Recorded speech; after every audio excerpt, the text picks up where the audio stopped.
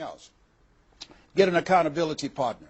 Get someone that's like you, a like-minded, like-hearted person, that you have similar goals and dreams, and you hold each other accountable, and you talk with each other on a regular basis. And if you can, join a mastermind group of other supportive mindsets of individuals who are working to improve themselves, who are stretching and challenging themselves. And here's something else, a worthwhile investment.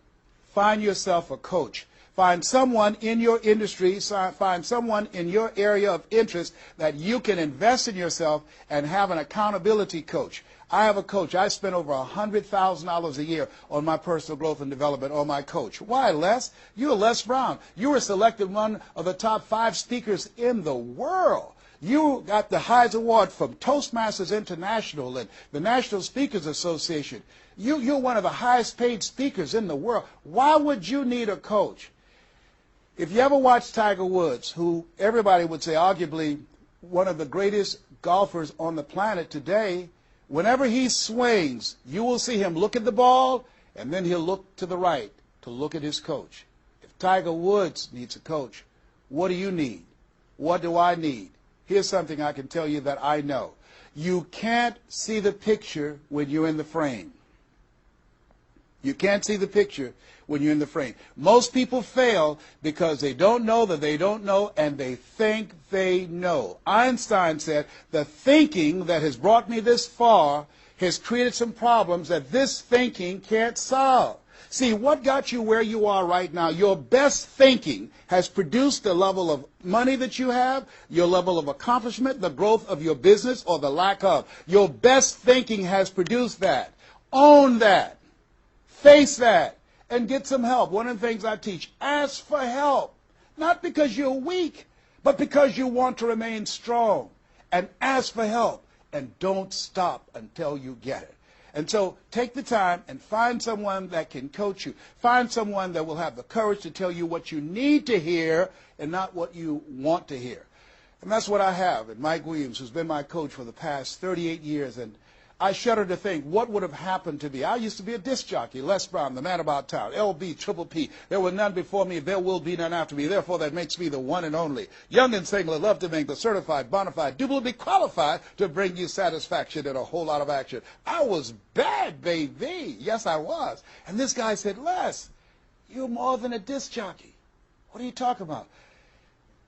Man, if you can entertain people and don't see them, if you can reach people, Les, through this microphone and you can't see them, what can you do if you could see them? If you can entertain them, you can educate them.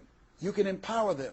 If you can be Les Brown, the man about town, and you can swim to the bottom of the deepest ocean or climb to the mountain, the top of the highest mountain, no matter where you go, they'll be talking about me, LB, Triple P. If you can come up with all of that kind of gobbly-gob garbage, what could you do if you sat down and you started thinking and doing editorials about things that's maintaining our detriment? What could you do to inspire people to register to vote? What could you do to begin to impact public policy?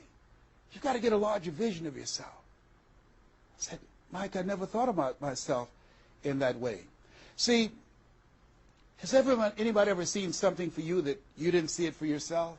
I didn't see that for myself. Maybe that's why my favorite book says, eye has not seen, ear has not heard, nor has entered the heart of mankind what God has in store for you. Because of what he saw in me, he inspired me. He gave me a vision of myself beyond my circumstances, beyond my mental conditioning, and beyond the job where I was, because I thought I was just a disc jockey. I love that. I master a microphone. You drop me in any city, I can master a microphone. I can turn a city upside down with a microphone. But I had more in me than I was expressing, and I did not know it. And because of his encouragement, I became a community activist. Because of his encouragement, I started doing a talk show called Voice of the People. Because of his encouragement, when I got out of radio, I ran for the Ohio legislature, and I was elected. And because of his encouragement, I passed 14 bills my first term. Because of his encouragement, I was elected 3 times and became the chairman of the Human Resource Committee. Because of his encouragement, I became a public speaker. Because of his encouragement, I became an author. Because of his encouragement, I did a show for King World called The Les Brown Show, and they paid me $5 million, $2 million not to speak. Because of his encouragement, I produced specials for PBS, public television. They said, you couldn't do that. You don't have a college education. It's educational television. Because of his encouragement, I did so many things I had absolutely no idea that I could do. I encourage you to live full and to die empty. There's more in you right now than just working on a job where they pay you just enough to keep you from quitting and you work just hard enough to keep from getting fired. And when you make the decision and identify that key area of your life that you need to make a radical change, things will begin to open up for you. Now, here's the other thing that's very important. Once you identify your goal, I want you to get, if possible, a visual picture of your goal. My major goal was to buy my mother a home. I got the picture of the home with a 12-foot swimming pool and a basketball court on a golf course. I bought that home for my mother. It cost just over $400,000, 10,000 square feet. I had a picture long before I had the money and the down payment to get it. My goal was to be known nationally and internationally as a speaker. I had that goal. I had a card that I had on one side, asking, it shall be given, seeking, ye shall find, knocking, it shall be opened. On the other side, I had, I'm the world's #1 orator. I produced that result in my life. I had a goal of becoming a talk show host. I used to watch Phil Donahue, and I put my picture on the screen of the television as I listened to the program. I visualized myself there, and I was called by King World Production, and I had my own talk show. Well, it was the highest rated, fastest canceled talk show in the history of television. Well, at least I had one. It's called life. Now, here's something else. You will fail your way to success. Trust me on that. You can have a lot of failures, a lot of disappointments, but you will fail your way to success. Goethe says, that which does not kill you will make you stronger. See, 85% of people allow their fear of failure to outweigh their desire to succeed. That's why you have to be of good courage. You have to have courage. When life knocks you down, I have a saying, try and land on your back, because if you can look up, you can get up. So once you look at and decide the goal that you want to put some things, or put a treasure board or a goal board and have pictures of the goal that you want to achieve so you can see it every day when you get up in the morning and the last thing at night. You're programming your subconscious mind where 9 out of 10 decisions that you make comes from there. Here's something else. Not only do you want a physical picture that you can see every day to remind you to keep you on course, but the other thing that's very important in achieving your goals, writing your goals down in detail and having 7 action steps that you take every day. Now, Robert Schuller said, by the yard it's hard, but inch by inch, anything is a cinch. You want to think about what are the things I need to do every day. Break it down into increments. You have your 30-day goals, and you have your 3-month goals, and your 6-month goals, and your 1-year goals, all right? You want to break it down in increments. What do you need to do starting today? Don't squander any time. There goes a second. There goes another second. There goes another second. And all the power in the world can't bring it back. So what are 7 things that you can do starting today? And then once you do those 7 things, then you work on all the other stuff. But what are the 7 most important steps that you can take that can move you in the direction of your goal? And when I decided to become a speaker, I started memorizing quotes every day.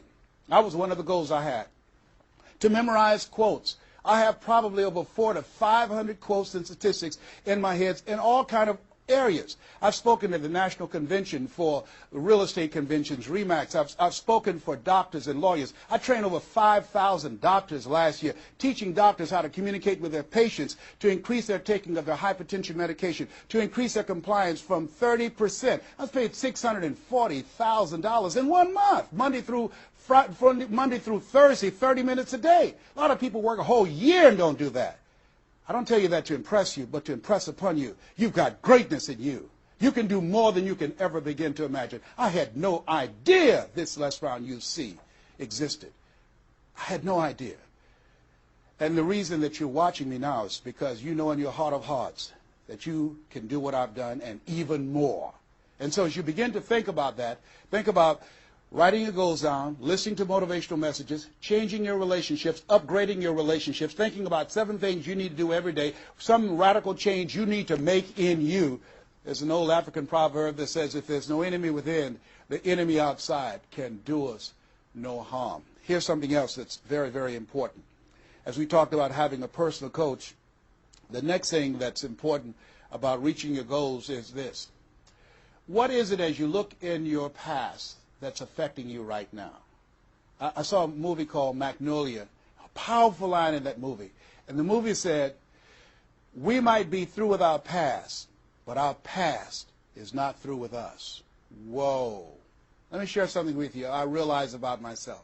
The reason that I procrastinated for 14 years was because when I was in the 5th grade and Mrs. Mary Ford Williams said to Mrs. Crompton, he doesn't belong here. He is slow. He's not like his brother. And they put me back from the 5th grade to the 4th grade. That affected me. I didn't even realize it. They say sticks and stones will break your bones, but words will never hurt you. Yes, they will, but they can also free you up.